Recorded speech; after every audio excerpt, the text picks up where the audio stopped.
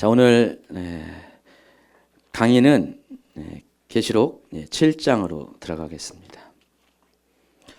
엔텐 강의는 아주 장기되어 있습니다. 거의 2년 가까이 해야 되기 때문에 여러분도 그렇고 저도 인내가 필요합니다. 저는 무슨 인내냐? 이것을 연구하는 인내가 필요합니다. 자, 7장 1절부터 계시록 7장 1절부터 4절 다 찾으셨습니까? 같이 읽도록 하겠습니다. 이 일 후에 내가 네 천사가 땅 네 모퉁이에 선 것을 보니 땅의 사방의 바람을 붙잡아 바람으로 하여금 땅이나 바다이나 각종 나무에 불지 못하게 하더라. 또 봄에 다른 천사가 살아계신 하나님의 인을 가지고 해 돋는 데로부터 올라와서 땅과 바다를 해롭게 할 권세를 받은 네 천사를 향하여 큰 소리로 외쳐 이르되 우리가 우리 하나님의 종들의 이마에 인치기까지 땅이나 바다나 나무들을 해하지 말라 하더라. 내가 인침을 받은 자의 수를 두리니 이스라엘 자손의 각 지파 중에서 인침을 받은 자들이 14만 4천이니. 성경에는요 난해구절이라는 것이 있습니다. 혹시 들어보셨나요? 병액구절이라는 말은 들어봤죠. 병액구절이라는 것은 특히 이제 공간복음에 마태마가 누가복음을 가리켜서 공간복음인데 어느 한쪽에서 이렇게 쓰여진 성경이 다른 복음서에도 비슷하게 쓰여진 것을 가지켜서 병행구절이라고 합니다. 그래서 병행구절을 통해서 우리가 좀 이렇게 각 성경을 더 구체적으로 보완돼서 확실하게 그 상황을 이해할 때 반드시 이제 병행구절을 좀 살펴봐야 됩니다. 그러니까 복음서마다 약간의 관점들이 다르기 때문에 병행구절을 보면은 성경을 더 보다 입체적으로 구체적으로 이해할 수가 있습니다. 갑자기 병행구절은 왜 난해구절 얘기하다 보니까 근데 병행구절은 이렇게 좀 이해를 돕는 구절이라면 이 난해구절은 정말 이렇게 난해한 구절입니다. 해석하기가 힘든 구절을 가리킵니다. 일반적인 성경 연구로서는 해석이 안 돼요. 그러니까 여러분이 얼뜻 이 문장만 갖고는 이게 뭔 말을 하는지 평소에도 성경이 뭔 말을 하는지 모르는데 더더욱 이 말이 뭔 말이 모르는 그런 성경 구절이 있습니다. 이런 것 좀 연구가 좀 필요해요. 신학적인 지식도 필요하고 어떤 성경의 해석학적인 어떤 방법도 필요합니다. 근데 설령 이 해석이 된다 할지라도 문제가 많이 발생합니다. 꼭 난해구절을 누가 해석을 하면은 당연히 내 해석과 맞지 않기 때문에 반대 의견이 있습니다. 그래서 이 난해구절을 잘못 해석했다가는 괜히 이단 소리도 들을 수가 있고요. 그러니까 웬만한 목사님들은 난해구절 그냥 치웁니다. 그냥 통과. 나는 모르니까 나중에 성령님이 나중에 알게 해준다고 통과합니다. 어쩌면 그것이 지혜로울 수도 있어요. 어쩌면은 그만큼 이제 성경에는 난해구절이 적잖이 있습니다. 뭐 어떤 문화나 환경이나 이런 관련된 난해구절은 그나마 그래도 이제 이해하기 쉬운데 어떤 예민한 영적인 주제를 가지고 있는 신학적인 주제를 갖고 있는 이 난해구절 같은 경우는 정말 접근하는 것이 굉장히 조심스럽습니다. 많이 있습니다. 성경에는요. 그래서 제가 이제 그 어떤 것이 난해구절인가를 한번 소개하면은 구약성경에서 한 곳만 일단 제가 생각나는 거 한번 소개하고요. 또 신약성경에도 한 군데 소개하겠습니다. 이런 것이 난해구절입니다. 한번 보세요. 사무엘상 28장 여러분 교재 안에 있으니까요. 멀리 갈 거 없습니다. 사무엘상 28장 13절부터 한번 읽어보세요. 왕이 그에게 이르되 두려워하지 말라. 내가 무엇을 보았느냐 하니 여인이 사울에게 이르되 내가 영이 땅에서 올라오는 것을 보았나이다 하는지라. 사울이 그에게 이르되 그의 모양이 어떠하냐 하니 그가 이르되 한 노인이 올라오는데 그가 겉옷을 입었나이다 하더라. 사울이 그가 사무엘인 줄 알고 그의 얼굴을 땅에 대고 절하니라. 사무엘이 사울에게 이르되 내가 어찌하여 나를 불러 올려서 나를 성가시게 하느냐 하니 사울이 대답하되 나는 심히 다급하나이다. 블레셋 사람들은 나를 향하여 군대를 일으켰고 하나님은 나를 떠나서 다시는 선지자로도 꿈으로도 내게 대답하지 아니하시기로 내가 행할 일을 알아보려고 당신을 불러 오였나이다 하더라. 자, 이 장면은 사울이 아주 급박한 상황에 처했습니다. 블레셋 군세들이 쳐들어왔습니다. 당시 늘 언제나 사울 때나 다윗 때나 이스라엘을 가장 괴롭혔던 민족들은 블레셋 군대입니다. 블레셋은 이스라엘 민족들은 청동기 문화를 갖고 있었어요. 그때 당시. 근데 블레셋은 철기 문화를 갖고 있었습니다. 여러분 뭐가 셉니까? 청동기보다 철이 세잖아요. 그래서 블레셋이 좀 막강했습니다. 이 블레셋 민족은 뭐죠? 그 앞에 바다 지중해를 넘어서 유럽에서 건너온 민족입니다. 이렇게 민족적으로 이 중동 지방하고 좀 달라요. 이렇게 백인 계통이죠. 그래서 이들이 이 가나안 땅을 정착했는데, 그래서 우리가 이 가나안 땅을 가려서 요즘 팔레스티나라고 부르는 이유가 유럽에서는 그때 당시 이 가나안 땅을 팔레스티나라고 불렀어요. 그래서 그 사람들이 팔레스티나라는 그 단어에서 블레셋이라는 이름이 온 겁니다. 그러니까 요즘 뭐 중동의 사람들이 중동 국가에서 이스라엘 사람들에게 뭐 내 땅 내놔라, 우리 조상 때부터 살아왔다, 그러니까 말이 안 되는 것이 역사적으로 이 블레셋은 중동 민족이 아닙니다. 유럽 쪽에서 건너온 민족입니다. 어쨌든 이 블레셋에 의해서 이스라엘은 늘 언제나 좀 이렇게 많이 고통을 당했습니다. 좀 잠잠해지면은 쳐들어와서 괴롭히고 막 그랬습니다. 그러니까 사울과 다윗 때 이것이 굉장히 좀 이렇게 심했습니다. 그래서 이 블레셋 민족이 쳐들어오니까 사울이 당황을 했습니다. 왜냐면은 그 전에는 아버지처럼 따르던 정말 영적 지도자를 따르던 사무엘이 있었기 때문에 사무엘 백 믿고 하나님 앞에 당당했죠. 근데 사무엘이 죽었습니다. 사무엘도 없는 상황 가운데 사울은 굉장히 난감했습니다. 그래서 기도도 해봤습니다. 여러 가지 방식을 통해서 하나님의 뜻을 구했는데 하나님이 응답하지 않습니다. 그러다 보니까 어떻게 됩니까? 사울이 급했습니다. 그래서 사울은 이미 자기 통치 시대 때 모든 박수와 무당과 신접한 사람들을 다 내쫓았어요. 이스라엘 가운데서. 초기 이제 재임 기간에. 근데 그런 사울인데도 불구하고 급해지니까 신접한 자를 찾습니다. 엔돌에 가서 신접한 여인을 찾는데 자기를 변장해가지고 왕이 아닌 것처럼 변장해서 갔습니다. 그러나 신접한 여인은 곧바로 알아봤습니다. 그러니까 요즘 말하면 무당을 찾아간 겁니다. 그러니까 무당을 찾아가는데 무당이 어떻게 합니까? 귀신같이 알죠. 왜 그럽니까? 귀신이 그 안에 있으니까. 그래서 사울인 것을 금방 알아챘습니다. 그래서 사울이 이제 본권을 말합니다. 죽은 사무엘을 불러 올려라. 그랬더니 실제로 여기 보니까 죽은 사무엘이 음부에서 소울에서 올라옵니다. 그래서 대화하는 장면이 나옵니다. 여러분 이거 어떻게 해석해야 됩니까? 이렇게 해도 저렇게 해도 논란이 많죠. 자, 이런 것들이 난해 구절입니다. 자, 이런 것들은 웬만하면 질문하지 마시고요. 대답할 것도 참 애매합니다. 뭐라고 대답하기가. 성경에 나와 있는데 나중에 때가 되면 이제 해석이 되겠죠. 그렇죠? 베드로전서에도 또 있어요. 신약 성경에 대표적인 것 하나하나씩 소개합니다. 베드로전서 3장 19절에 보니까 개역개정을 읽어보세요. 그가 또한 영으로 가서 옥에 있는 영들에게 선포하시니라. 여기서 그는 예수님을 말하고 이 예수님이 죽으신 다음의 행적을 말하는 것입니다. 그러니까 예수님이 죽으신 다음에 3일 동안 무덤에 계셨겠죠? 육체가. 그러면 그 영혼은 어떻게 됐습니까? 어디에 계셨을 것 같아요?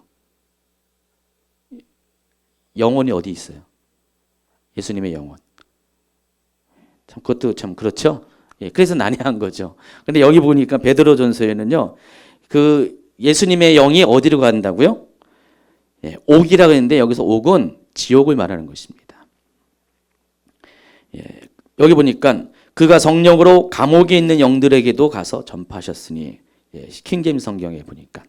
그러니까 예수님이 이제 예수님의 영이 감옥에 있는 영들에게 가서 복음을 전파했다. 이런 말이 나와요. 이걸로 끝나는 것이 아니라 4장 6절에도요.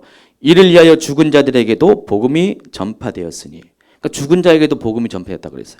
그러니까 아까 이 3장 19절과 연관돼서 예수님께서 그럼 가서 지옥 가서 복음을 전파했다는 말이 나옵니다. 이 사도신경에도 이거와 연관된 그런 고백이 좀 나와 있습니다.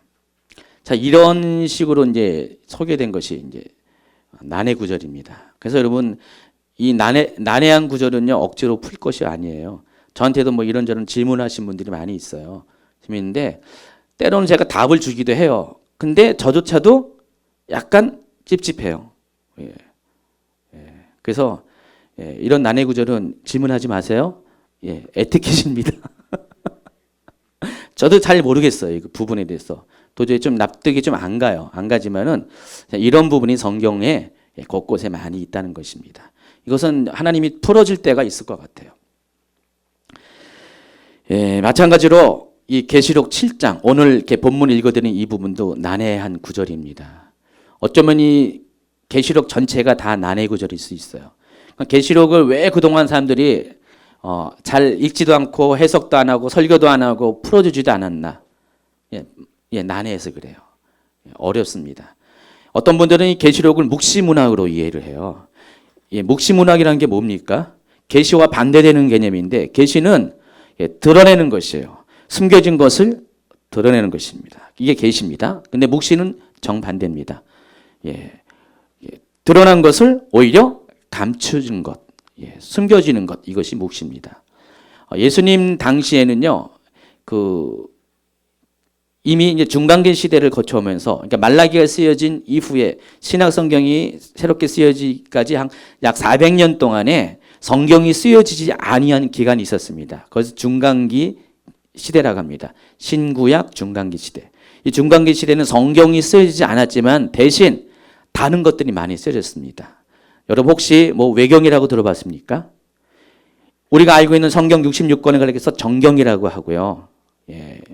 이것은 이제 캐논이라고 합니다. 캐논은 갈대, 그다음에 자 이런 것을 말합니다. 그래서 요 자를 가지고 딱 맞춰가지고 여기에 맞으면은 이거는 통과, 아니면은 통과하지 못한 것. 그래서 이 정경이라는 것은 그런 의미가 있어요. 그러니까 신학적인 모든 자를 가지고 여기에 맞는 것들은 정경 안에 들어가고 여기서 안 맞는 것들은 외경으로 빠집니다. 그래서 우리가 알고 있는 성경은 정경 외에도 외경이 많이 있습니다. 근데 그 외경도 있고 또 그 범위에서 더 벗어난 것이 있는데 위경이라고 합니다. 이것은 거짓 위자를 씁니다. 그래서 거짓된 성경이라고 합니다. 그래서 이런 외경과 위경이 굉장히 많이 있어요. 집중적으로 이 중간기 시대 때 이 외경과 위경들이 많이 집필이 됐습니다. 이때는 이제 이스라엘 민족이 당한 이 상황은 정치적으로 무슨 상황입니까? 계속 이 민족 저 민족에게 어떤 식민 통치를 당하는 그런 시기였어요. 그러니까 예수님 당시에는 로마에 의해서 식민 통치를 받았지만 그 이전에도 계속해서 이 알렉산더 후에 의해서 식민 통치를 받고요. 계속해서 이제 하루도 편할 날이 거의 없었습니다. 그러다 보니까 이스라엘 사람들은 자기의 어떤 이스라엘 민족의 정체성을 드러내는 것이 쉬운 것이 아니에요. 혹시 조선시대에 보면 홍길동전 아시죠? 홍길동전 우리가 고대 소설로 알고 있는데 이게 홍길동전이 우리식으로, 그러니까 이 성경식으로 말하면은 뭡니까? 바로 묵시문학과 해당하는 것이에요. 묵시문학. 그래서 홍길동전 안에는 메시지가 있는 것이에요. 거기 또 이 사신 남정기라고 혹시 국어 시간 국어 선생님들 이렇게 기억나시는지 모르겠지만 사신 남정기 다 그때 그 왕과 그 정치 현황을 이렇게 어떤 풍자한 다 그런 고대 소설입니다. 그래서 그것을 읽으면은 뭐 이 왕이 어떻게 잘못됐다, 어떤 문제가 있다는 것을 직접적으로 얘기는 하지 않지만은 그거를 읽으면은 그 시대 사람들은 다 알아요. 뭔 말하는지. 옛날에 우리 뭐 군사정권 시대 때 국가보안법 때문에 많은 사람들이 이렇게 고초를 당했습니다. 그때도 마찬가지로 어떤 이렇게 소설을 써도 문학 작품을 써도 이렇게 약간 그런 것 같지만 그런 거 아닌 것 같은 애매하게 숨겨진 메시지를 가지고 소설을 쓰고 어떤 문학 작품을 만듭니다. 다 그런 것들이 묵시문학이라고 볼 수가 있어요. 근데 물론 묵시문학은 그 정도가 아니라 아주 더 심한 거죠. 그래서 이 묵시문학이 굉장히 많이 발달됐는데 요한계시록 같은 경우는 어떤 분들은 이것을 묵시문학으로 보는 분들이 있어요. 그래서 요한계시록에 나와 있는 모든 어떤 단어들, 문장들, 표현들, 상황들, 사건들이 범상치가 않잖아요. 그렇죠? 계시록 12장에 보세요. 하늘에 뭐 전쟁이 일어나는데 큰 용이 막 천사들과 싸워가지고 패배해가지고 이 땅에 내려와가지고 이를 바득바득 갈아가지고 여기 있는 성도들을 막 괴롭히는 장면 나오고 13장에 보니까 또 바다에서 짐승이 올라오고 또 다른 짐승이 올라오고 보면은 완전히 무슨 무협지 보는 것처럼 막 그런 거 있잖아요. 17장이면 큰 음녀가 나오고 거기 보면 용도 그렇고 짐승도 그렇고 다 머리가 7개에다가 머리가 7개에다가 몸통이 7개에다가 머리가 10개 뭐 이런 식으로 해가지고 뭐 상상만 해도 이상한 모양이 막 나옵니다. 그러면은 이것을 보면은 좀 이렇게 굉장히 난해해요. 이것을 어떻게 풀어야 됩니까?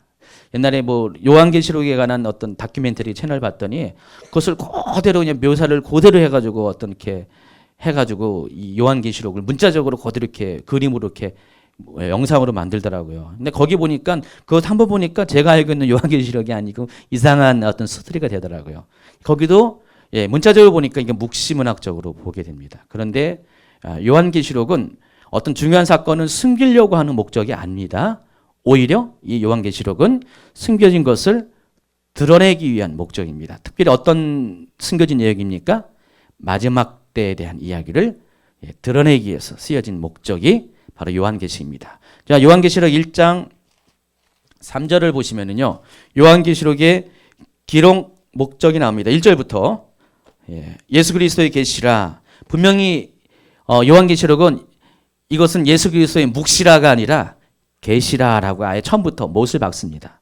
일부러 드러내려고 쓴 목적을 가진 책이다 합니다. 하나님이 그에게 주사 반드시 속히 일어나는 일들을 그 종들에게 보이시려고 그의 천사를 그종 요한에게 보내어 알게 하신 것이라.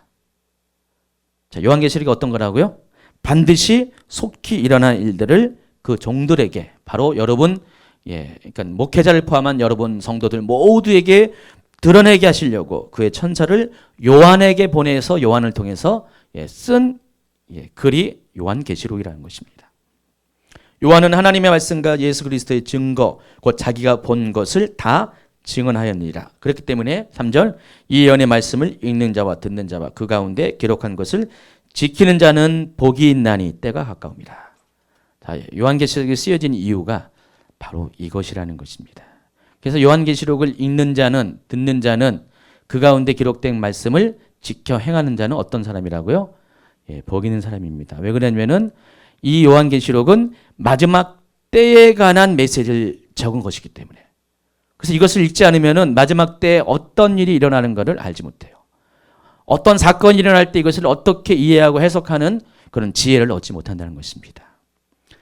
그러니까 요한계시록은 마지막 때 사는 성도들이 마지막 때 일어날 일들을 알아차릴 수 있도록 그런 지혜를 주기 위한 목적을 가지고 예수님께서 천사들을 요한에게 보내어서 이런 일이 마지막 때 일어날 것을 알려주기 위해서 처음부터 감추려고 하는 것이 아니라 감춰진 것을 드러내기 위해서 쓰여진 책이라는 것입니다. 그래서 이 요한계시록은요, 목적 자체가 묵시문학이 아니라 계시문학입니다. 사실은 이 요한계시록이 난해해 보인 것 같아도 알고 보면은 난해하지 않아요. 잘 풀어가면은 충분히 이해할 수가 있다는 것입니다. 사람들이 왜 요한계시록을 그동안 이해하지 못했는가에 대한 몇 가지 이유를 제가 쭉 얘기했잖아요. 그 중에 하나가 이 요한계시록은 마지막 때 일을 다루기 때문에 아직 우리가 체험하지 못했던 미래의 일을 다루고 있잖아요. 그러니까 과거로 가면 갈수록 그때 사람들은 요한계시록을 더 이해할 수 없어요. 왜냐하면 미래와 더 먼 그런 시간 차이가 있기 때문에, 그러니까 미래에 일어난 일들을 아직 경험하지 못한 것들이 오늘 현재 사는 우리보다는 더 많을 거예요. 그러니까 과거로 가면 갈수록 요한계시록이 어렵습니다. 그러나 이 현재의 우리 가운데일수록 요한계시록은 더 쉽습니다. 왜냐하면 지금은 마지막 때가 가까웠기 때문에 하나님께서 이 요한계시록을 풀어주고 계세요. 그리고 이 요한계시록이 바로 이 현실 가운데서 이루어지는 증거들이 많이 있기 때문에 우리가 더 이것을 더 보다 쉽게 이해하고 정확하게 이해할 수가 있다는 것입니다. 또 요한계시록이 어려운 이유 중에 하나가 요한계시록은 어떤 그림이나 동영상으로 사도 요한이 본 것을 글로 썼다 그랬어요.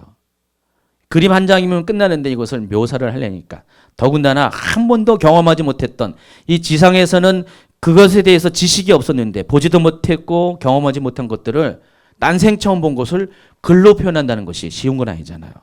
그러니까 나름대로 요한은 애를 썼지만은 그러나 사람들이 보편적으로 이해할 수 있는 언어가 아닌 많은 상징적인 그런 단어들, 문장들이 거기 들어갈 수밖에 없다는 것입니다. 마치 코끼리가 있는데 코끼리를 정확하게 보지 못하고 등만, 물론 요한은 봤죠. 근데 그것을 설명 가운데에서 정확하게 묘사하지 못하고 그냥 비슷하게 묘사하는 경우가 많이 있다는 것입니다. 그래서 요한계시록이 어렵습니다. 그렇지만 이제 요한계시록은 결론은 제가 요한계시록이 어렵다 얘기하는 게 아니라 요한계시록은 지금 마지막 때 풀어주는 그런 시대이기 때문에 가면 갈수록 요한계시록은 더 쉬워진다는 것입니다.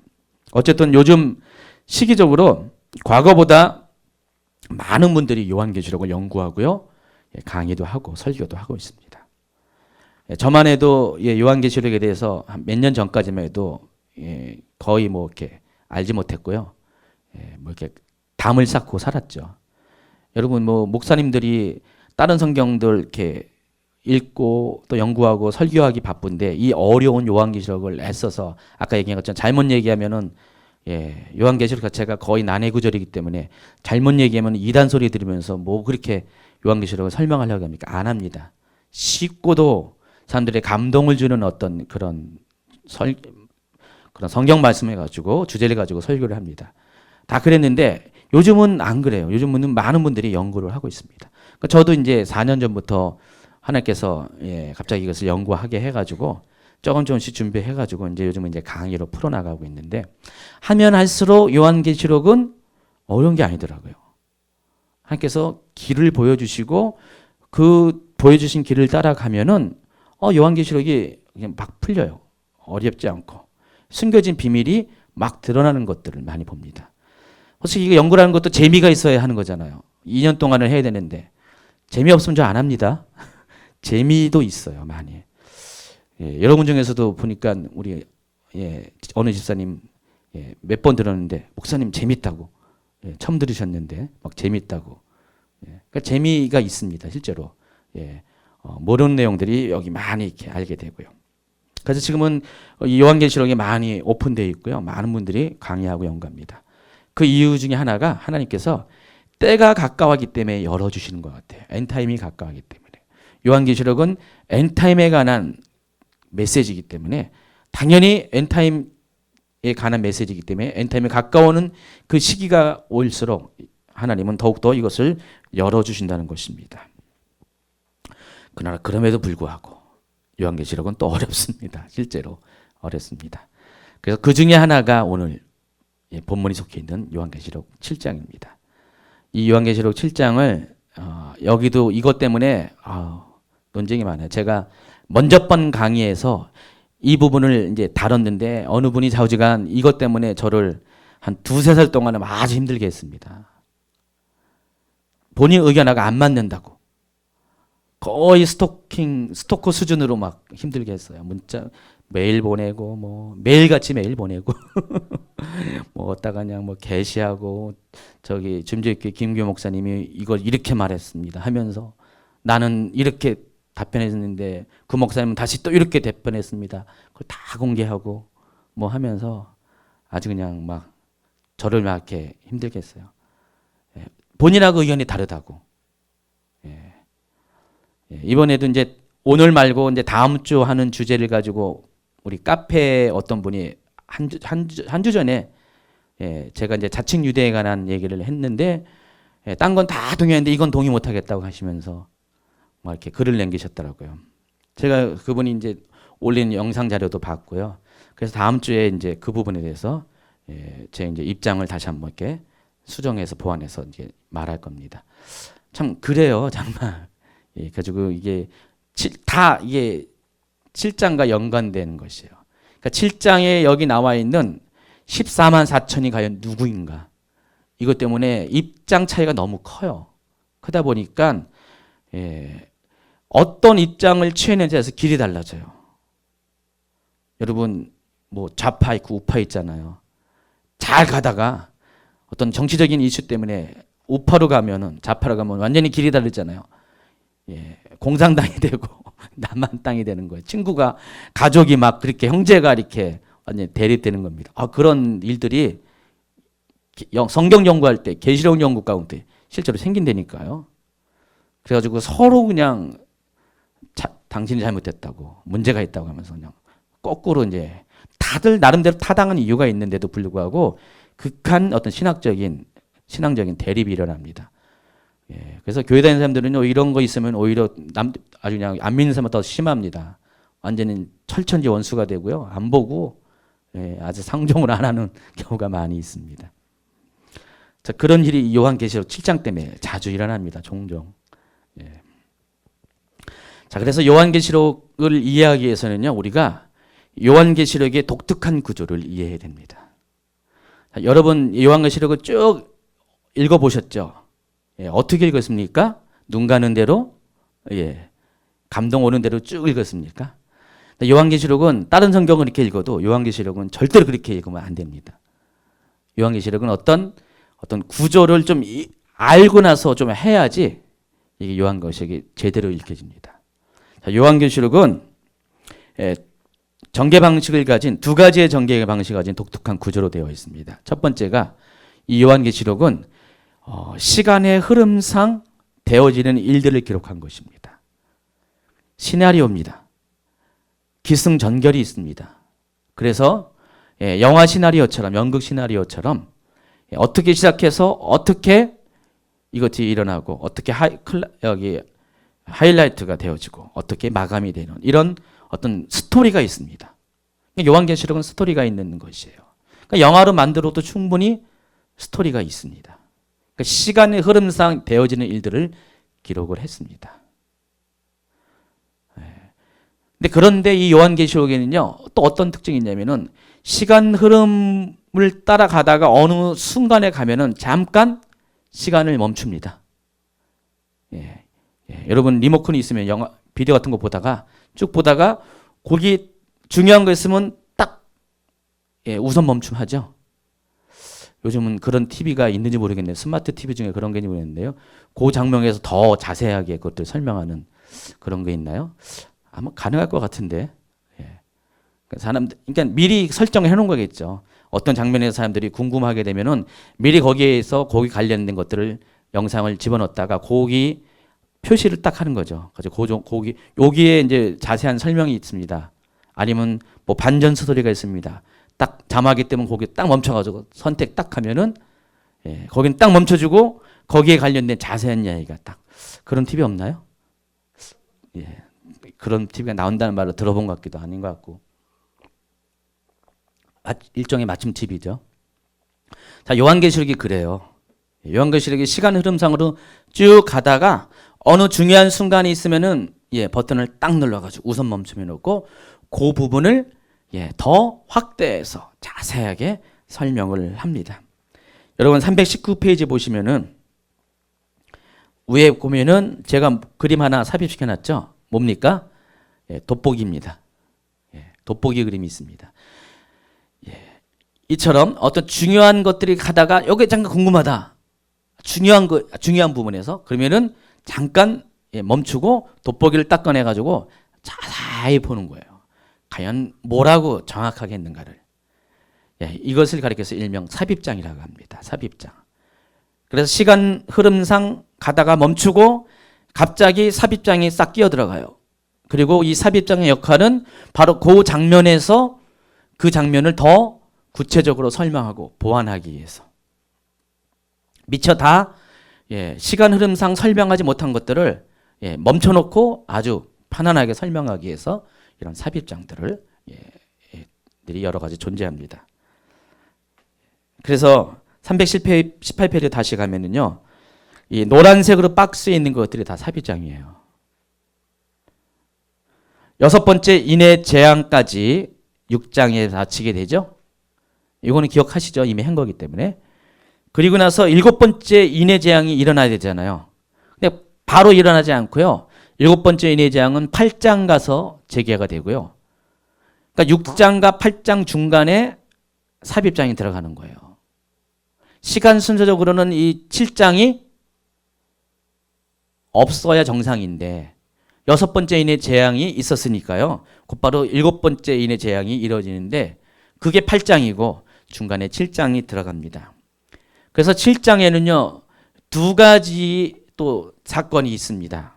하나님의 인치심을 받은 14만 4천 명. 영자가 하나 빠졌네요. 동그라미 하나 빠졌고요. 그리고 또 후반부에는 흰옷 입은 셀 수 없는 무리가 등장합니다. 이 부분 이제 좀 이따 다시 구체적으로 오늘은 여기 설명을 할 겁니다. 그래서 난데없이 갑자기 14만 4천 명이 등장하고 신호도 입은 셀 수 없는 무리가 등장을 하게 됩니다. 그래서 그 이야기를 꺼내는 이유가 있습니다. 계시록 6장 17절 한번 볼까요? 한번 읽어보세요. 그들의 진노의 큰 날이 이르렀으니 누가 능히 서리요. 지금 바로 직전까지 6번째 인의 재앙이 있어가지고 이 천체에서 하늘 세계에서 우주에서 여러 가지 일들이 막 생기면서 어떻게 됩니까? 이 지구상에 재난이 생겼잖아요. 큰 지진이 일어나고 하늘에서 소행성이 떨어지고요. 막 그렇잖아요. 막 그런 어떤 천체로 인한 어떤 큰 재난이 이렇게 일어납니다. 그래서 이 땅에 사는 모든 사람들이 다 어떻게 했습니까? 숨을 곳을 찾습니다. 그리고 이 진노 가운데서 누가 우리를 건져내랴? 누가 이 진노 가운데 설 수 있으랴? 라고 질문을 합니다. 누가 능히 서리요? 이 질문에 대해서 그냥 넘어갈 수가 없잖아요. 친절하게 답을 해줘야 되잖아요. 그럼 어떻게 이 진노 가운데 설 수 있는가? 그 답이 7장에 나와 있습니다. 이해하시겠어요?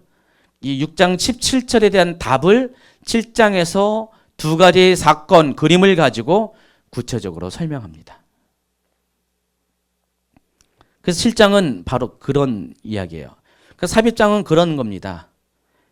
시간 흐름을 반영하기보다도 시간 흐름을 잠시 멈추거나 진행하는 과정의 어느 특별한 장면과 구조를 보완하거나 더 구체적으로 설명하기 위한 것입니다. 그래서 삽입장이 중요한 이유는요. 이 삽입장들을 어떻게 해석하고 이해하느냐에 따라서 계시록의 방향이 결정이 되는 것이에요. 아까도 얘기했듯이 이 계시록 7장의 해석 때문에 논란이 굉장히 많습니다. 지금 먼저 잠깐 소개하면은 이 여기 나오는 14만 4천을 크게는 세 가지 정도로 이렇게 이해를 하는데 첫 번째가 문자적으로 해석하는 거예요. 유대인이라고 부르는 거예요. 여기 나온 사람들은 유대인이다. 왜냐하면 유대인이라고 말했으니까. 그러니까 유대인이 14만 4천 명이 구원을 받을 것이다. 저한테 그때 막 이렇게 그런 분은 그것을 주장하시는 분이에요. 근데 저는 유대인이라고 얘기를 안 했거든요. 또 유대인이 아니라고 말한 것도 아니에요. 저는 이제 어떤 절충적인 입장을 얘기했는데 그것 때문에 막 저보고 그냥 막 뭐라 그러시는 거예요. 막 잠깐만 싸우시려고 그래요. 막 싸우시려고 그래요. 전 싸움하는 거 되게 싫어하는데 그렇게 막 안 싸우려고 자꾸만 싸움을 거세요.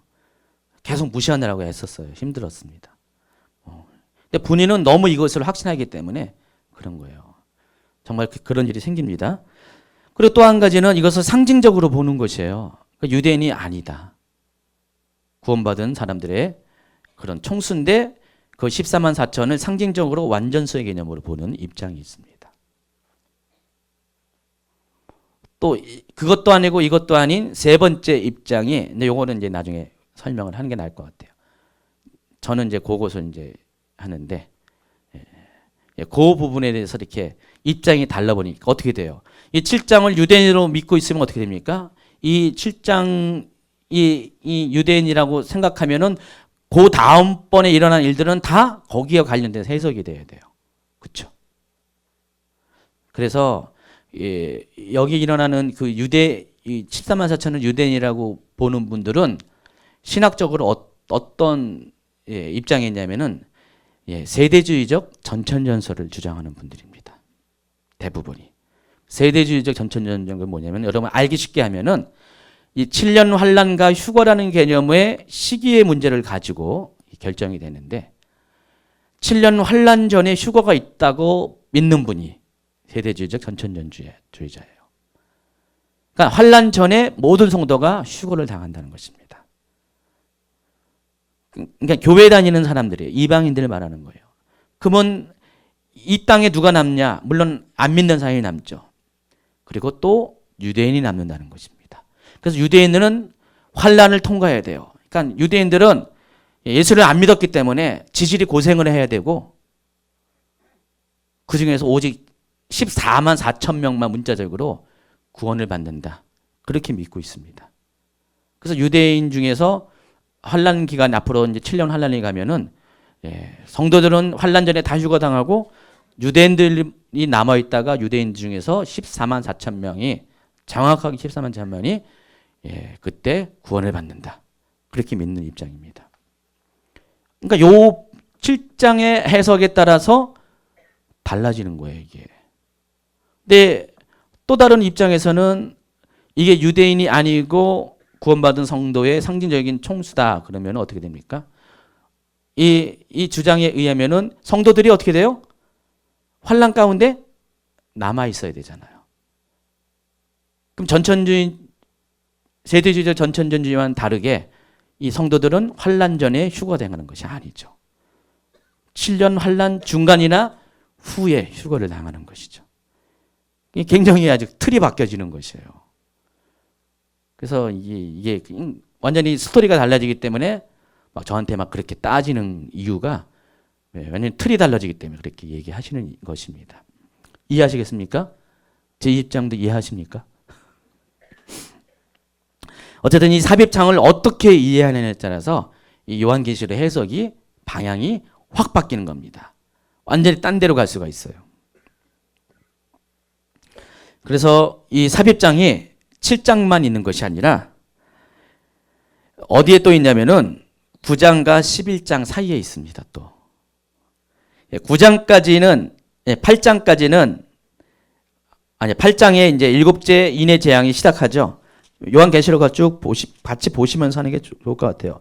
일곱째 인을 떼실 때 8장 1절 하늘이 반 시간쯤 고요하더니 내가 보매 하나님 앞에 일곱 천사가 서 있어 일곱 나팔을 받았더라 해놓고 6절에 보니까 일곱 나팔을 가진 일곱 천사가 나팔 불기를 준비하더라. 7절 첫째 천사가 나팔을 부니 8절 둘째 천사가 나팔을 부니 10절 셋째 천사가 나팔을 부니 12절 넷째 천사가 나팔을 부니 9장 1절 다섯째 천사가 나팔을 부니 계속 쭉쭉 나가죠.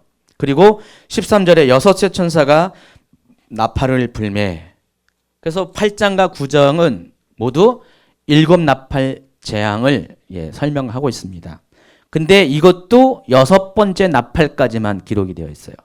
아까 6장에서 계시록 6장에서 일곱 인의 재앙 중에서 여섯 번째 인의 재앙까지만 이야기하고 그리고 일곱 번째 인이 언제 떠집니까? 8장에서 떠지죠. 그리고 중간에 7장에 뭐가 있어요?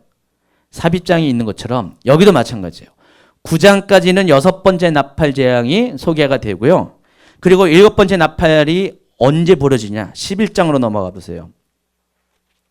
11장 15절 일곱째 천사가 나팔을 불매. 시간 흐름이 갑자기 건너뜁니다. 그러면 10장과 11장 14절까지의 내용은 시간 흐름이 아닙니다. 삽입장이에요. 잠시 멈춰놓고 거기에 관련된 중요한 얘기를 돋보기를 가지고 이렇게 보고 있는 장면이라는 것입니다. 그래서 여기 삽입장이 또 있는 것이에요. 이해하시겠어요? 이걸 잘 이해해야 돼요. 이해해야지 여러분이 계시록을 이해할 수가 있다는 것입니다. 그리고 또 11장 15절부터 마지막 절까지는 일곱 나팔을 가지고 시간 흐름을 가지고 설명을 하고 있고요. 12장으로 넘어가세요. 12장 보세요. 하늘에 큰 이적이 보이니 해를 옷 입은 한 여자가 있는데 그 발 아래는 달이 있고 그 머리에는 12별의 간을 썼더라. 자 보세요. 자 이걸 보면은 여러분이 어떻게 이해를 해요? 이거 완전히 무협지잖아요. 그렇죠?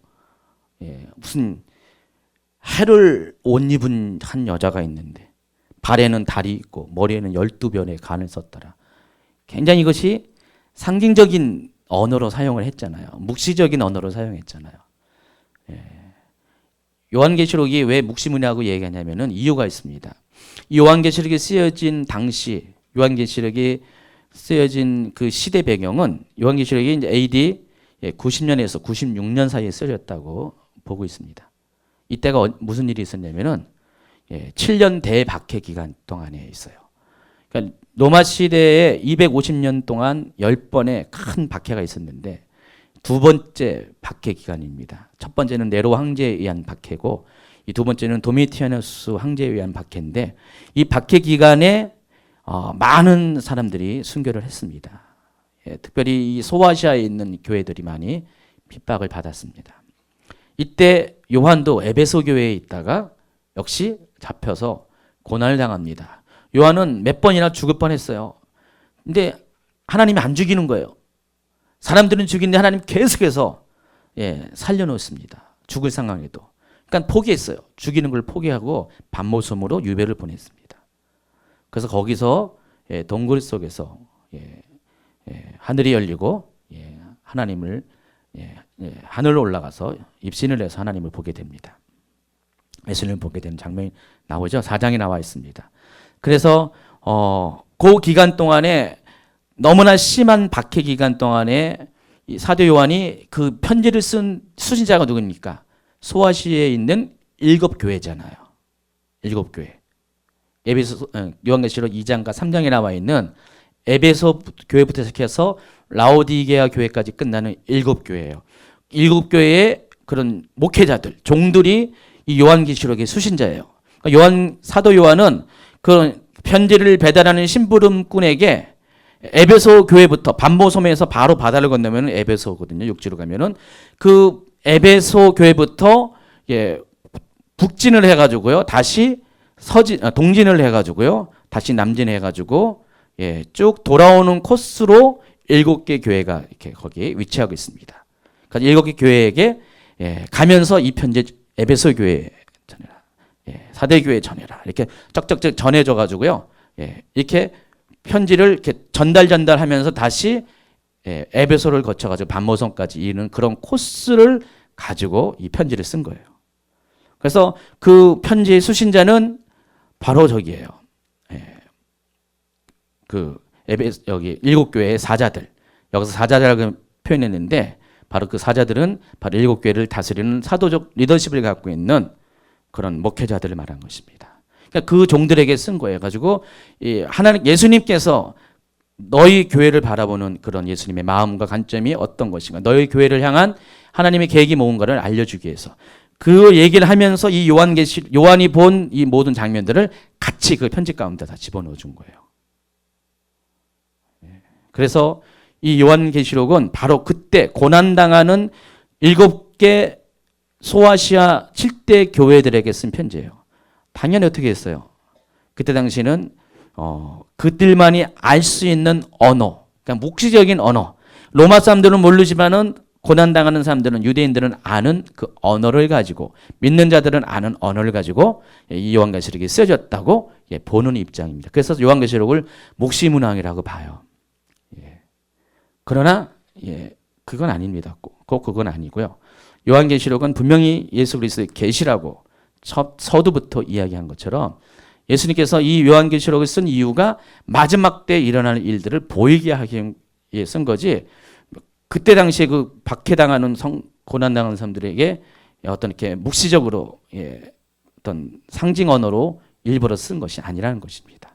여기는 다 어떤 영적인 세계를 보고 설명을 하는 그런 힘듦 때문에 이렇게 언어들이 나온 것이지, 뭐 일부러 상징적으로 로마 사람들은 못 바라보고 크리스천들만을 알게 하는 그런 목적으로 쓴 것이 아니라는 것입니다. 오히려 그건 누구나 다 알 수 있게끔, 누구나 볼 수 있게끔 쓴 거랍니다. 갑자기 12장을 이렇게 막 하다가 뭐 옆으로 나갔네요. 제가 좀 가끔가다 이렇게 옆으로 셀 때가 많이 있으니까 여러분이 뭐 이렇게 심하다 하면 알려주시고요. 아니면은 좀 이렇게 봐주시고요. 하늘에 큰 이적이 보이니 해를 입은 한 여자가 있는데, 여기도 보면은 어떻게 보면 이것이 앞에 나팔이 불려진 다음에 일어나는 그런 바로 일어나는 어떤 사건으로 볼 수가 있는데, 자, 이것은 사건은 맞지만은 시간적으로 6번째 나팔이 불러진 다음에 또 7번째 나팔이 또 불려지는데 그 사이 가운데 어떤 이어지는 흐름은 아니에요. 그때 일어난 사건은 맞는데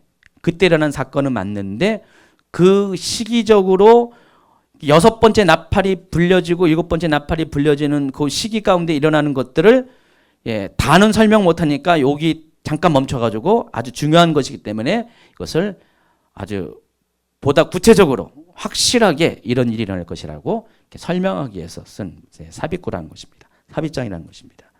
그래서 여기는 여자와 용이 나옵니다. 그래서 여자가 누구를 의미하는지, 용이 누구를 의미하는지, 하늘의 전쟁이 무엇을 의미하는지, 또 뒤에 보면 용이 낳은 남자가 나오고 이런 것이 무엇이 의미하는지를 설명합니다. 요 계시록 12장은 나중에 설명하겠지만은 지금 설명하면 또 옆으로 세기 때문에 이것도 이제 삽입장이다 그렇게 알고 있고요. 13장에 봐도 또 내가 보낸 바다에서 한 짐승이 나오는데 11절 내가 보매 또 다른 짐승이 땅에서 올라오니 다 여기 첫 번째 짐승은 바다, 두 번째는 땅. 다 이게 다 의미가 있는 것입니다. 나중에 이제 그때 풀어가겠습니다. 그래서 이 앞에 나오는 이 용은 사탄을 말하는 것이고 아니죠. 여기 적그리스도를 말하는 것이고 뒤에 짐승이요. 용은 당연히 사탄이고요. 짐승은 적그리스도를 말하고 또 뒤에 나와 있는 다른 짐승은 거짓 선지자를 말합니다. 자, 요게 쭉 나오면서 이걸로 끝나는 것이 아니라 또 14장에는 14만 4천 명이 또 등장합니다. 계시록 7장에 있는 14만 4천 나오고 여기 나오는데 계시록 7장에는 그 14만 4천이 어디에 있습니까? 땅에 있고요. 그리고 여기 계시록 14장의 14만 4천은 하늘 보좌 가운데 있습니다. 그 얘기가 쭉 나오고 또 세 천사가 6절부터 공중에 천사들이 있는데 세 천사가 전하는 말이 쭉 나오고요. 그리고 14절에는 알곡을 추수하는 장면, 그리고 17절에는 포도송이를 추수하는 장면이 나옵니다. 이 마지막 심판에 관한 이야기를 여기 공중에서 예수님이 휴거 이야기를 하고요. 심판에 관한 이야기를 하고 있습니다. 그리고 15장에 보면은 또 뭐가 나오냐면은 또 다른 이적이 보이는데 일곱 천사가 이제 일곱 재앙을 가졌는데 이게 마지막 재앙입니다. 그것이 대접재앙입니다. 그 재앙이 일어나기 전에 일어나는 전조의 사건들이 여기서 기록이 되어 있습니다.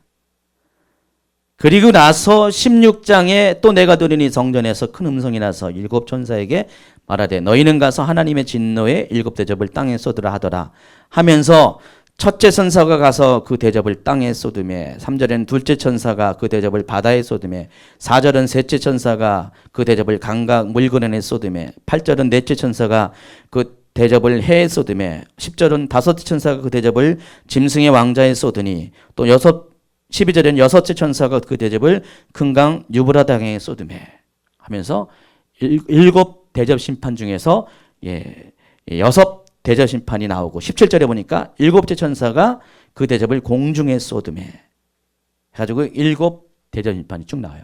다 이것은 뭡니까? 시간 순서적으로 쓴 것이죠. 기록이죠. 그리고 나서 17장 가니까 또 멈춥니다. 멈추고 나서 17장에는 또 일곱 대접을 가진 천사 중 하나가 와서 내게 말하 이르되 이리 와라 많은 무리에 앉은 큰 음녀가 받을 심판을 내게 보리라. 17장에는요 큰 음녀의 심판이 나옵니다. 큰 음녀는 누구를 가리킨다고 해서 제가요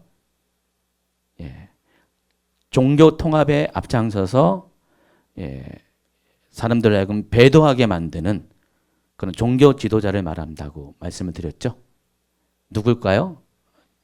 그 사람입니다. 이미 알려진 사람입니다. 또 18장에는 또 2일 후에 다른 천사가 하늘에서 내려오는 것을 보니 큰 권세를 가졌는데 그의 영광으로 땅에 환하여지더라 하면서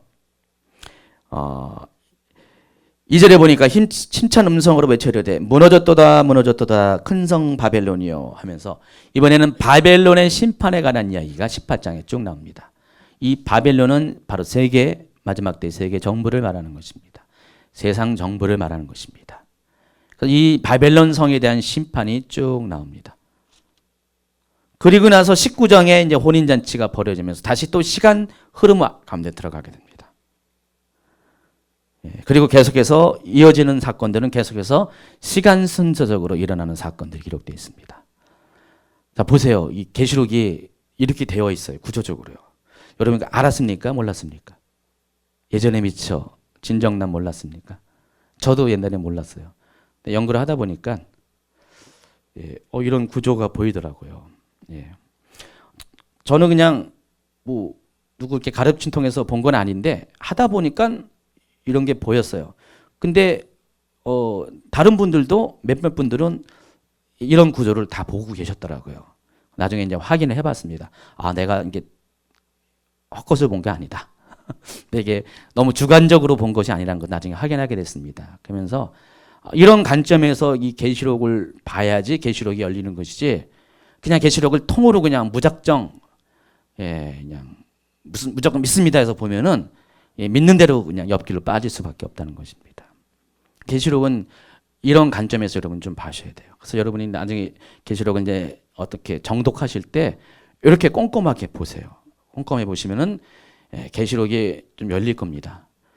근데 그럼에도 불구하고 계시록에는 함정들이 너무 많이 있어요. 크고 작은 함정들이 많이 있어가지고 잘못 발을 디디면은요 또 이상한 길로 빠질 수가 있습니다. 진도는 별로 안 나가는데 시간이 다 돼갔는데요. 이제 319페이지 봅시다.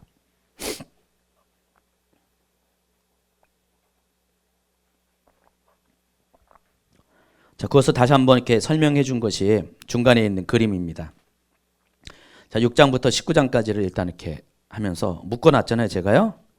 6장하고 8장 사이에 삽입장이 하나 있고 9장에서 11장 사이에 삽입장이 있고요. 또 11장과 16장 사이에도 삽입장이 있고, 그리고 16장과 19장 사이에도 삽입장이 있습니다. 그러니까 네 군데의 삽입장이 있는데 이 삽입장들은요 굉장히 중요한 얘기를 다루고 있어요. 7장에 나와 있는 이 삽입장은 14만 4천과 하늘의 보좌 앞에 있는 흰 옷 입은 셀 수 없는 무리, 굉장히 중요한 이야기고요. 또 10장에는 뭔 얘기가 나오냐면은 힘센 천사가 나와서 마지막 때에 힘센 천사가 하나님으로부터 이렇게 오픈되어진 메시지가 있어요. 그걸 보고 열린 작은 책이라고 했습니다. 작은 두루마리인데 이것은 5장에 나와 있는 하나님 오른손에 있는 7인으로 봉해진 두루마리와는 다른 성격입니다. 열려진 책입니다. 그보다 작은 책입니다. 그러니까 작은 주제를 다루고 있다는 것이죠. 근데 이 주제가 무엇을 말하는지를 굉장히 중요한 주제를 다루고요. 11장에는 초반부에 뭔 얘기냐면은 두 증인의 사역이 나오는데 이 두 증인의 사역이 또 계시록 가운데서 굉장히 중요한 비중을 차지하고 있습니다. 12장에는 아까 얘기한 하늘의 전쟁, 또 하나님의 예비처, 피난처의 이야기가 스토리가 나오고 13장에 아까 쭉쭉 설명했잖아요. 그러니까 이런 중요한 메시지들이 삽입장에 다 들어가 있어요. 그래서 제가 강의를 할 때도 이 시나리오로 가는 것들은 강의가 짧아요. 잠깐 이제 한두 강의로 끝나요. 몇 강의 안 됩니다. 근데 이 삽입장들은 시간을 많이 투자합니다. 12장과 15장 사이에는 거의 이 계시록 강의 3분의 1이 다 여기 시간이 투자가 될 거예요. 그만큼 주제가 아주 방대하고요. 아주 많이 어떤 연구가 필요한 주제들이 거기 들어가 있습니다. 여기에 적그리스도에 대한 이야기도 해야 되고요. 그러니까 적그리스도에 대한 얘기를 하다 보니까 관련된 어떤 그런 세계 정세 이런 거 쫙 얘기하면은요 굉장히 길어집니다. 그래서 한 20강 뭐 그 정도 이렇게 시간이 필요합니다. 그래서 삽입장들이 굉장히 중요해요. 그래서 전체적으로 따지면 삽입장이 반도 안 되는 거잖아요. 3분의 1 정도 될까? 근데 내용적으로는 이 계시록 전체 강의의 3분의 2는 차지합니다. 그만큼 삽입장들이 중요하다는 것입니다. 자, 오늘 계시록 17장이 그 첫 번째 삽입장이기 때문에 제가 이런 서론적인 얘기를 쭉 했습니다. 17절, 6장 17절 한번 읽어볼까요? 다시. 그들의 진노의 큰 날이 이르렀으니 누가 능히 서리요 하더라. 바로 이 의문에 대한 답이 계시록 7장에 나와 있고요. 바로 그 사람이 누굽니까? 하나님의 입맞은 사람이라는 것입니다. 하나님의 입맞은 사람들이 그 진노 가운데서 설 수 있는 사람이라는 것입니다. 자, 그러면 과연 하나님의 입맞은 사람이 누구인가? 그 14만 4천명이 누구인가를 알아야 되잖아요. 자, 319페이지 아래쪽 큰 2번 누가 능히 서리요? 예. 이 계시록 6장의 6번째 유인의 재난은 뭐라고 했습니까? 하늘에서 발생하는 원인에 의해서 지구 전체에 임하는 재난에 대해서 기록을 했습니다. 한번 읽어보겠습니다. 12절 내가 보니 6째 유인을 떼실 때 큰 지진이 나며 해가 검은 털로 짠 상복같이 검어지고 달은 온통 피같이 되며 하늘의 별들이 무화과 나무가 대풍에 흔들려 설익은 열매가 떨어진 것 같이 땅에 떨어지며 하늘은 두루마리가 말리는 것 같이 떠나가고 각 산과 섬이 제자리에 옮겨지매.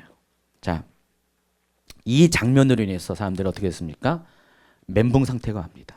충격이 가해집니다. 도저히 자기들이 어찌할 수 없는 이 천재지변 가운데 자신의 무능함을 깨닫고 숨기에 바쁩니다. 그래서 두려움에 떨입니다. 그래서 그들은 재앙을 피하면서 이런 말을 합니다. 누가 능히 서리요. 여기까지만 해도 대단한 그런 심한 모진 재앙이었잖아요. 근데 이것은 시작에 불과합니다. 끝이 아닙니다. 약가예요, 약가. 별거 아니에요. 앞으로 일어날 재난에 비하면은 이것은 감당할 수 없는 재난입니다. 별 큰 재난도 아니라는 것입니다. 계시록 8장에는 드디어 7번째 인이 떼어지게 되는데 1절, 2절 7째 인을 떼실 때 하늘이 반 시간쯤 고요하더니 내가 보면 하나님 앞에 7 천사가 서 있어 7 나팔을 받았더라. 7 나팔이 돼야지 이제 본격적으로 재난이 시작하는 것입니다. 그 전에는 다 시동 거는 수준에 불과했어요. 근데 7번째 인이 떼어질 때 재난 자체는 없어요. 그냥 반 시간 동안 고요합니다. 여러분, 폭풍 전야, 전쟁 전야 어떻습니까? 고요하잖아요. 아무 일도 없는 것처럼. 근데 갑자기 폭풍이 몰아치고 전쟁이 터지고 막 전투가 벌어지고. 항상 큰 일이 일어나면 항상 고요합니다. 근데 7번째 인은 그거 자체는 어떤 드러나는 재난은 없지만은 7번째 인이 어떤 역할을 하냐? 7 나팔을 여는 키와 같은 것이에요. 자, 7 인의 제한하는 누가 떼었습니까? 예수님이. 뛸 자가 예수님밖에 없다고 했잖아요. 예수님이 띄었을 때 재난이 시작합니다. 7 나팔은 누가 띄냐? 7 인이 떼어질 때 7 나팔이 떼어진 거예요. 그럼 어떻게 됩니까? 7 나팔은 7 나팔 재앙은 7 인의 재난 안에 포함된 것이에요. 7번째 인의 재난이 7 나팔 재앙을 불러오는 촉매제 역할을 하는 것이에요. 시작 버튼이에요. 7번째 인이 떼어질 때 이제 7 나팔 재앙이 이제 시작하는 버튼이 눌러지게 된 거고 그때부터 차례적으로 7개의 나팔 재앙이 일어나게 됩니다. 그게 그림으로 그려놓은 거예요. 표로 그립니다. 그래서 7 인의 재난은 대상이 누굽니까?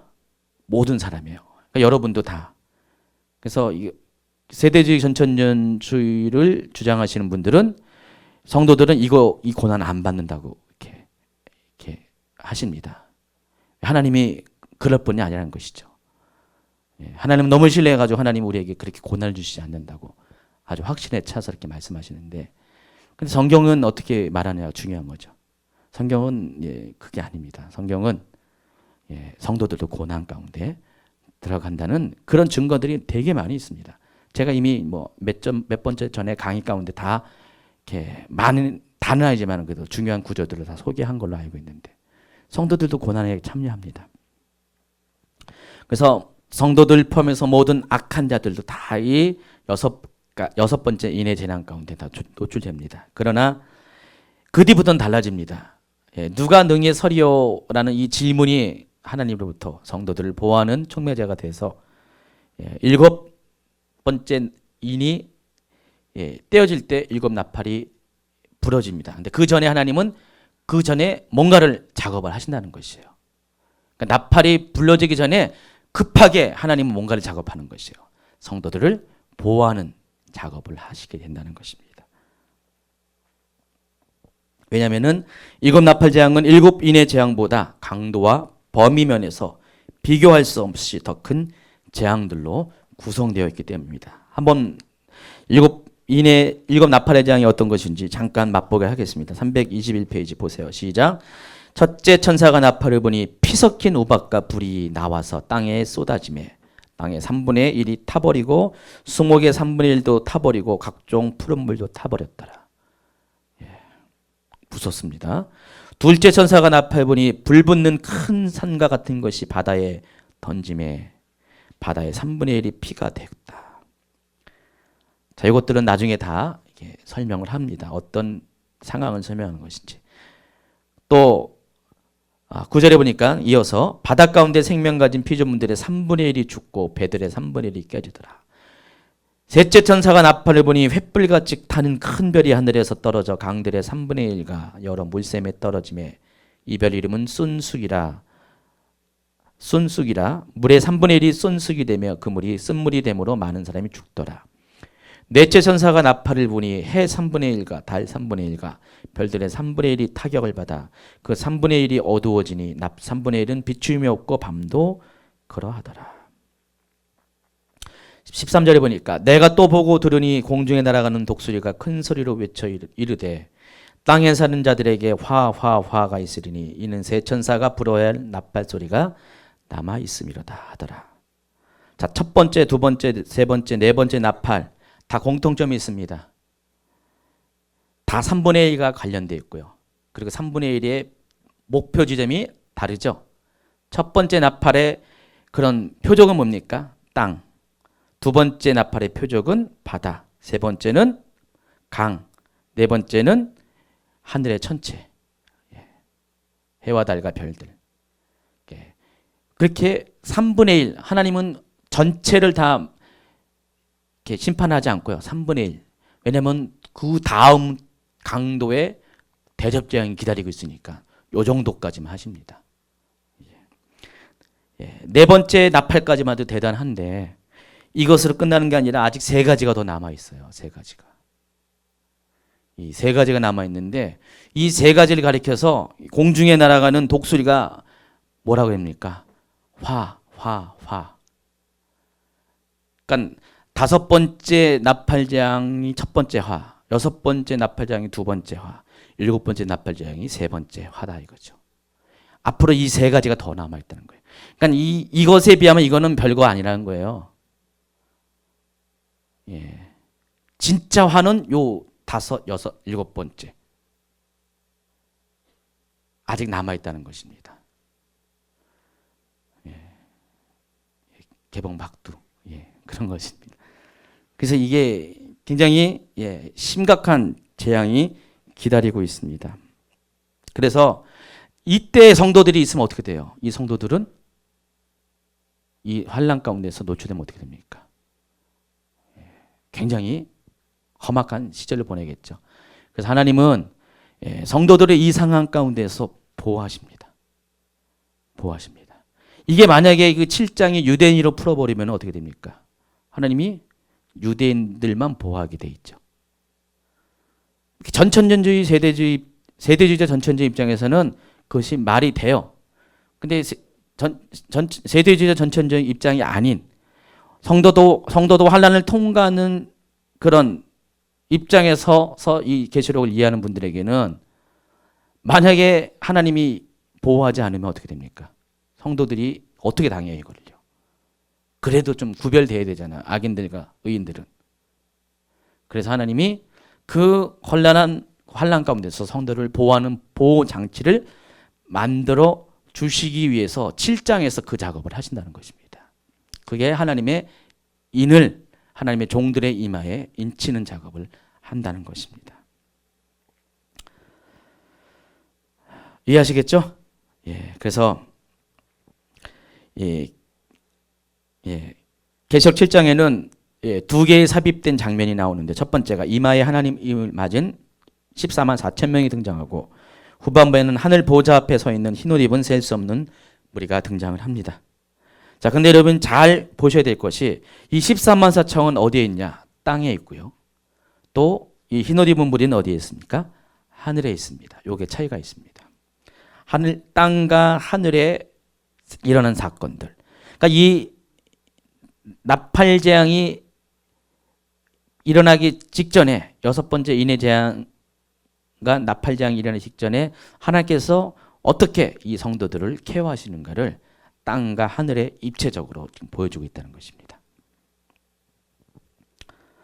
첫 번째 24만 4천의 입맞은 성도들은 통해서 우리가 알 수 있는 것은 이 가혹한 이 재앙 가운데서 하나님은 하나님의 백성들을 보호하신다는 것입니다. 그래서 성도들을 향한 하나님의 국민의 손길이 펼쳐지고 있음을 알 수가 있습니다. 그리고 하나님의 사랑의 방식이 또 한 가지가 있는데 그들을 하나님 보호자에 가게 한다는 것입니다. 여러분, 우리가 죽음이라는 것이 우리 입장에서는 뭐 저주로 보일 수 있고 슬픔으로 보일 수 있지만은 차라리 이런 상황에서는 빨리 주는 게 낫습니다. 진짜로 그래요. 여러분 그때 한번 당해 보세요. 여러분이 살아남는다 할지라도 휴거 직전까지 살아남는다 할지라도 여러분 앞에 펼쳐지는 그 재난의 환경 가운데서 수많은 사람들이 죽고 여러 가지 그냥 그 환란의 현장들을 여러분이 다 보게 되면 얼마나 괴롭습니까? 그러니까 여러분 전쟁터에서 여러분 살아나 있는데 사람들이 막 죽어나가는 것을 보면 어떻게 돼요? 끔찍하잖아요. 차라리 죽는 게 나을 거예요. 그렇죠? 그것도 하나님의 궁일이라는 것이죠. 두 번째 삽입장, 흰 옷 입은 셀 수 없는 무리들은 바로 하늘 보좌에 있는 죽은 성도들을 말하는 건데 이것도 하나님의 궁일이라는 것입니다. 성도들을 보호하는 하나님의 방식이라는 것입니다. 7장 16, 17절 보세요. 그들이 다시는 줄이지도 아니하며 목마르지도 아니며 해나 아무 뜨거운 기운에 상하지도 아니하리니 이는 보좌 가운데 계신 어린 양이 그들의 목자가 되사 생명샘으로 인도하시고 하나님께서 그들의 눈에서 모든 눈물을 씻어 주실 것입니다. 바로 이 혜택을, 이 복을 먼저 경험하기 때문에 이것도 복이죠. 어쨌든 이 계시록 7장에는 이 두 가지의 땅과 하늘의 사건을 통해서 하나님께서 하나님의 택하신 자들을 어떻게 그 환난 가운데서 누가 서리요라는 그 질문에 대한 답으로서 그들을 이와 같이 보호하시고 이와 같이 구원한다는 그런 메시지를 전하고 있다는 것입니다. 322페이지 할 거는 하고 씩씩하게 세 번째 주제 이마에 하나님의 인을 맞은 14만 4천 명. 자, 내 천사와 땅의 사방의 네 바람에 대해서 나오는데 자, 이것도 참 여러분이 이제 이야기가 그러니까 계시록 전체 다 얘기했잖아요. 난해 구절이라고요. 1절, 2절, 3절을 읽도록 하겠습니다. 2일 후에 내가 내 천사가 땅 내보통에 선 것을 보니 땅의 사방의 바람을 잡아 바람으로 하여금 땅이나 바다에나 각종 나무에 불지 못하게 하더라. 또 봄에 다른 천사가 살아계신 하나님의 인을 가지고 해돋는 데로부터 올라와서 땅과 바다를 해롭게 할 권세를 받은 내 천사를 향하여 큰 소리로 외쳐 이르되 우리가 우리 하나님의 종들의 이마에 인치기까지 땅이나 바다나 나무들을 해하지 말라 하더라. 여기서 이 일 후에라는 것은 반드시 시간 순서와 일치하지 않습니다. 물론 시간적으로는 그때가 맞긴 맞아요. 맞긴 맞는데 시간 순서를 염두에 두고 이렇게 말한 장면은 아니라는 것입니다. 그러니까 6장에 소개한 여섯 번째 인까지의 일들이 벌어진 후에 곧바로 이런 일이 일어난다. 그런 뜻입니다. 근데 이것이 반드시 시간 순서 다음에 요거라는 뜻이 아니라 이런 종류의 일들이 일어나게 된다. 그런 뜻이라는 것입니다. 그리고 땅 모퉁이라는 것은 땅의 사방을 가리키는 표현입니다. 뒤에 땅의 사방에 바람이라고 했습니다. 네 바람이 나오는데 그래서 이 땅 네 모퉁이는 동서남북을 말하는 것이고 결국은 이 지구상에 있는 모든 지역을 말하는 것입니다. 그러니까 이 지구상에 있는 모든 이 지역 가운데 네 천사가 서 있어요. 그러니까 동서남북에 네 천사가 포진을 하고 있습니다. 근데 이들이 왜 서 있는지 아십니까? 왜 서 있을 것 같아요? 그게 어디 나와 있냐면은 9장에 나와 있습니다. 9장 13절 한번 볼까요? 여러분 교재에 있습니다. 320페이지 맨 밑에. 여섯째 천사가 나팔을 불매 내가 들으니 하나님 앞 금제단 넷불에서 한 음성이 나서 나팔 가진 여섯째 천사에게 말하기를 큰 강 유브라데에 결박한 네 천사를 놓아주라 하매 네 천사가 놓였으니 그들은 그 년 월 일시에 이르러 사람 3분의 1을 죽이기로 준비된 자들이라. 이 나팔장은 다 뭐가 있습니까? 숫자가 3분의 1이라는 공통점이 있습니다. 아까 설명을 했죠.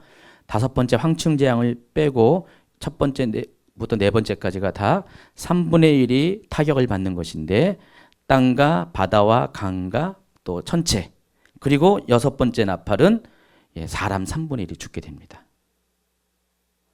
인해 재앙에서는 사람이 몇 분의 1이 죽어요? 4분의 1이죠. 그보다 25%가 강도가 더 세진 것이죠. 근데 이 네 천사가 7장에 있는 이 네 천사와 같은 천사예요. 다른 천사가 아닙니다. 이 말은 뭡니까? 이 네 천사는 원래 뭐예요? 심판을 가지고 온 거예요. 그러니까 9장 13, 14, 15절에 그 일을 실행하기 위해서 파송을 받은 것이에요. 그러니까 사람 3분의 1을 죽이기 위해서. 그래서 그 죽이기 위해서 어떻게 됩니까? 땅의 사방에서 바람을 이제 불게 하는 것이에요. 이 바람이 무슨 바람입니까? 재앙의 바람을 말한 것입니다. 이 재앙의 바람을 불어서 재앙을 일으켜가지고 사람 3분의 1을 죽이기로 작정을 하고 파송을 받은 네 천사입니다. 그런데 그 천사가 이제 활동을 해야 되잖아요. 근데 하나님 어떻게 합니까? 이들에게 명령을 내린 것이에요. 그래서 이들이 오히려 그것을 행하지 않고 재앙이 일어나려고 하는데 바람이 불려고 하는데 그 바람을 붙잡아 버립니다. 바람으로 하여금 불지 못하게 합니다. 재앙이 일어나지 않게 합니다. 멈춰서게 하고요. 또 다른 천사가 등장합니다. 2절에 또 봄에 다른 천사가 살아계신 하나님의 인을 가지고 해 돋는 데로부터 올라와서 땅과 바다를 해롭게 할 권세를 받은 네 천사, 방금 얘기했던 땅과 바다를 해롭게 할 네 천사를 향해서 큰 소리로 뭐라고 했습니까? 우리가 우리 하나님 종들의 이마에 인치기까지 땅이나 바다 아무데를 해하지 말라. 다시 말해서 뭡니까? 이들이 하나님의 종들에게 이마에 인칠 때까지는 그 재앙을 실행하지 말라는 것입니다. 어떤 바람도 불지 못하게 있으라, 대기하고 있으라, 그 얘기를 하고 있습니다. 그럼 어떻게 합니까? 그 사이에 이 또 다른 천사가 하는 일이 뭡니까? 하나님의 종들의 이마에 막 다니면서 탁탁탁탁탁 인을 친답니다. 재빠르게, 아주 급속하게. 그 시간을 달라는 것입니다. 그 시간 동안 잠시 플리즈 멈추고 그거 다 끝난 다음에 그 일을 실행하라. 그 명령을 하고 있다는 것입니다. 다 누구로부터 왔습니까? 하나님 보좌로부터 왔습니다. 심판의 주가 되신 예수님으로부터 왔습니다. 두 천사가 하는 역할이 바로 그렇습니다.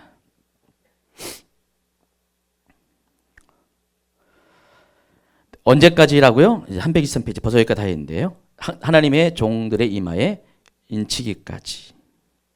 그렇기 때문에 결론적으로 하나님의 인은 일곱 번째 인이 떼어지기 전부터 효력이 발생하는 겁니다. 그러니까 여섯 번째 인이 떼어진 다음에 재난이 생긴 다음에 사람들이 다 누가 능히 서리요라고 한탄을 했잖아요. 누가 쓰기는 하나님의 입 맞은 자들이 쓰지 하면서 7장에서 딱 답을 주시는 것입니다. 그래서 일곱 번째 인이 떼어지기 전부터 하나님은 이 일을 작업을 하시는 것이에요. 근데 언제까지 유효하냐? 언제까지 유효해야 돼요? 상식적으로 생각해 보세요.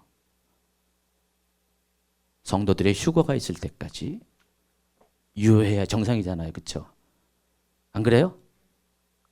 휴거가 일어날 때까지 아까 얘기했던 이 첫째, 두 번째, 세 번째, 네 번째, 3분의 1이 다 타격을 받는 이 재난 가운데 성도들이 노출되면 안 되잖아요.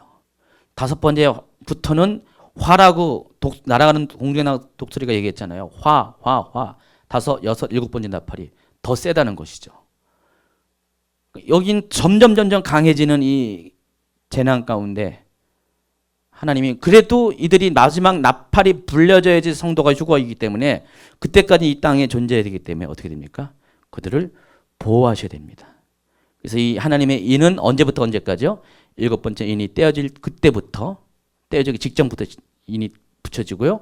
그때부터 마지막 나팔이 부려질 그때까지 효력이 발생하는 것입니다. 이해하시겠죠? 황충재앙, 5번째 황충재앙 보면은 확실하게 이 입맞은 효과가 드러납니다. 9장 1절 324페이지 보세요. 5째 천사가 나팔을 불매 생략하고 또 황충이 연기 가운데로부터 땅 위에 나오매 그들이 땅에 있는 전갈의 권세와 같은 권세를 받았더라. 그들에게 이르시되 땅에 풀이나 푸른 것이나 각종 수목은 해하지 말고 오직 이마에 하나님의 인침을 받지 아니한 사람들만 해하라 하시더라 그랬습니다. 이 황충이 그때가 설명했지만은 전갈 모양을 한 것처럼 나오는데 권세가 대단해 가지고요. 한번 물면은 그 고통이 얼마나 고통스러운지 지옥의 고통입니다. 지옥. 지옥 맛배기. 지옥 가면 이런 것이다. 근데 그 기간이 자그마치 5개월 동안 이어집니다. 근데 이들이 죽고 싶어도 못 죽어요. 죽어도 못 죽게 합니다. 하나님이. 그러니까 5개월 동안은 이 고통을 당해야 돼요. 근데 이 황충의 고통을 받는 사람이 누굽니까? 누구를 제한? 모든 사람. 하나님의 입맞은 종들을 제한 모든 사람. 확실하게 효과를 봅니다. 하나님의 인리 효과를. 자, 그것을 쭉 설명한 것이 바로 아래에 있는 표입니다. 오늘 아침에 만든 거니까요. 뜨끈뜨끈한 표입니다. 자, 보시면 좀 이해하시겠습니까? 저는 이해하지만 여러분 이해 안 되는가요? 자세히 한번 나중에 복습하시면서 이해하시고요. 324페이지 중간에 4번째 이마에 하나님의 인을 맞는 것의 의미가 무엇인가? 자, 이마에 하나님의 인을 맞는다는 것은 하나님의 특별한 보호하심을 의미하는 것입니다. 여기에서 인으로 번역한 헬라어 단어가 있습니다. 한번 읽어보세요. 스프라기다. 뭘 기다요? 스프라기다. 이것은 자신의 문서나 노예 혹은 소유물 등의 소유권이나 보증을 나타내는 표시입니다. 여러분 사랑하는 사람들이 장난치면서 이마에다가 침 찍어놓고 넌 내 거야. 당해봤습니까? 여자분들? 안 당해봤어요? 불쌍하십니다. 넌 내 거야. 예쁜 자매들은 인기가 많아가지고 넌 내 거야. 혜인이 당해봤니? 실은 이제 그와 같은 겁니다. 소유권이나 보존을 표시하는 거. 이 단어가 에베소서 1장 13절에도 고린도후서 1장 22절에 나와 있습니다. 한번 읽어볼까요? 그 안에서 너희도 진리의 말씀 곧 너희의 구원의 복음을 듣고 그 안에서 또한 믿어 약속의 성령으로 인치심을 받았으니 바로 이거야. 약속의 성령으로 너 내 거야. 인치셨다는 것입니다. 고린도후서 1장 22절에 또 그가 또한 우리에게 인치시고 여기서도 이 스프라기다라는 단어가 사용됐습니다. 보증으로 우리 마음에 성령을 주셨느니라. 자, 이 하나님의 인에 대한 원형이 어디 있냐? 출애굽기에 나와 있습니다. 12장에 보시면은요. 하나님께서 10개의 재앙을 가지고 애굽을 심판하는 장면이 나옵니다. 이 계시록에 나와 있는 이 재앙들과 애굽에 있던 10가지 재앙들은 유사점이 많이 있습니다. 그래서 마지막 심판이 뭐였습니까? 모든 장자를 다 죽이는 것. 처음 난 것들. 사람뿐만 아니라 가축의 처음 난 것까지 다 죽이는 것. 자, 그때 모든 사람들을 다 죽이려고 하는 천사가, 죽음의 천사가 이집트 전 지역을 이렇게 내려왔습니다. 아까 얘기했죠. 땅 사방에 모든 바람을 불어서 재앙을 일으키고자 하는 네 천사가 등장했잖아요. 그렇죠? 그와 같이 이제는 이집트라는 한정된 지역 가운데서 그와 같은 천사들이 여기 심판의 천사. 천사들은요 그때나 미래나 다 같은 역할을 하는 것입니다. 천사는 정해져 있어요. 역할들이. 아마 그 천사가 그 천사일 가능성이 많을 겁니다. 네 천사라는 것은 모든 지역을 다 커버한다는 그런 의미입니다. 그래서 이들이 이렇게 와서 이렇게 모든 장자를 죽이려고 할 때 하나님께서 유독 이스라엘 백성들에게만 그 심판을 피해가게 합니다. 그 장치가 뭡니까? 출애굽기 12장 23절 여호와께서 애굽 사람들에게 재앙을 내리려고 지나가실 때 문 임방과 좌우 문설주의 피를 보시면 여호와께서 그 문을 넘으시고 멸하는 자에게 너희 집에 들어가서 저희를 치지 못하게 하실 것입니다. 자, 그 장면이 325페이지 보세요. 문인방, 문설주 위에, 좌우에 문설주에 이렇게 어린 양을 잡아서 그 피를 바르면은 이 피를 보고 어떻게 된다고요? 천사들이, 죽음의 천사들이 지나갑니다. 패스오버 합니다. 패스오버. 영어로 패스오버, 한글로 유월절. 그렇게 합니다. 그래서 이스라엘 사람들만 살아남았잖아요. 이스라엘 장자만 살아남은 거죠. 그 같은 원형 그대로 마지막 때도 하나님께서 그와 같은 일을 한다는 것입니다. 천사들이 사방에 재앙을 가지고 바람을 일으키려고 하는 천사들이 그 일을 실행하기 전에 또 다른 천사가 하나님 보좌 앞에 와가지고 사람의 종들의 이마에 이렇게 인을 칩니다. 넌 내 거야, 내 거야, 내 거야, 내 거야, 내 거야. 건드지 마, 건드지 마, 건드지 마. 쭉쭉 찍으면서 이마에 인을 치고 나간다는 것입니다. 자, 에스겔 9장에서도요 이마의 표에 관한 이야기가 등장합니다. 에스겔 9장 1절부터 보겠습니다. 또 그가 큰 소리로 내게 외쳐 이르시되 이 성읍을 관할하는 자들이 각기 죽이는 무기를 손에 들고 나오게 하라 하시더라. 내가 보니 6사람이 북향한 윗문 길로부터 오는데 각 사람의 손에 죽이는 무기를 잡았고 그 중에 한 사람은 가는 베옷을 입고 허리에 서기관의 먹그릇을 찼더라. 그들이 들어와서 놋제단 옆에 서더라. 그룹에 머물러 있던 이스라엘 하나님의 영광이 성전 문지방에 이르더니 여호와께서 그 가는 베옷을 입은 서기관의 먹그릇을 찬 사람을 불러 여호와께서 이르시되 너는 예루살렘 성읍 중에 순행하여 그 가운데서 행하는 모든 가증한 일로 말미암아 탄식하며 오는 자의 이마에 표를 그리라. 그리고 그들에 대하여 내게 이르시되 너희는 그를 따라 성읍 중에 다니며 불쌍히 여기지 말며 궁일이 베푸지도 말고 쳐서 늙은 자와 젊은 자와 처녀와 어린아와 여자를 다 죽이되 이마에 표 있는 자에게는 가까이 하지 말라. 내 성소에서 시작할지니라 하심에 그들이 성전 안에 늙은 자로부터 시작하더라. 무시무시한 이야기가 나오고 있습니다.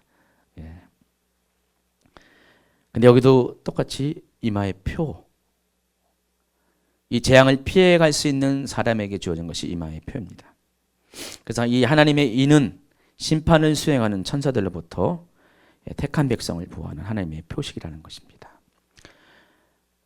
근데 이 사탄도요 모조품을 또 만듭니다. 짐승을 통해, 적그리스도 통해서. 계시록 13장에 보면은요 여기도 표가 등장합니다. 그래서 이마에 표를 받는다는 것은 너는 내 것이라는 도장과 같은 의미인데, 그래서 이 인이나 이 표를 맞으면서 소속이 결정이 되는 것이요. 7장에서 하나님의 인을 받으면 하나님 앞에 속한 백성이 되는 것이고요. 계시록 13장에서 짐승의 표를 받으면은 짐승에 속한 자가 된다는 것입니다. 한번 읽어볼까요? 13장 16절. 그가 모든 자 곧 작은 자나 큰 자나 부자나 가난한 자나 자유인이나 종들에게 그 오른손이나 이마에 표를 받게 하고, 그러니까 오른손이나 이마에 표를 받게 된다는 것입니다. 여기 다 사용한 단어가 이 계시록 7장에 사용한 단어하고 약간 다릅니다. 계시록 7장은 스프라기다라는 단어를 사용했는데 여기는 카라그마라는 단어를 사용합니다. 그러니까 짐승의 표로 말할 때는 이 표는 카라그마인데 이것도 의미적으로는 다 같은 뜻이에요. 근데 뉘앙스가 약간 다릅니다. 이 카라그마는 부정적인 언어입니다. 그래서 낙인을 말하는 것입니다. 옛날에 그 로마 시대 때는요 종들에게 어떻게 됐습니까?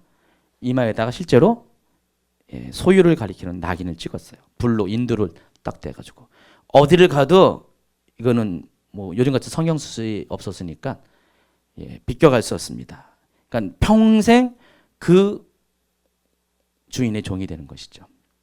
그러니까 짐승이 여러분에게 평생 지울 수 없는 이 낙인을 찌우게 됩니다. 그래서 짐승의 표를 받은 사람은요 회복이 불가능한 거예요.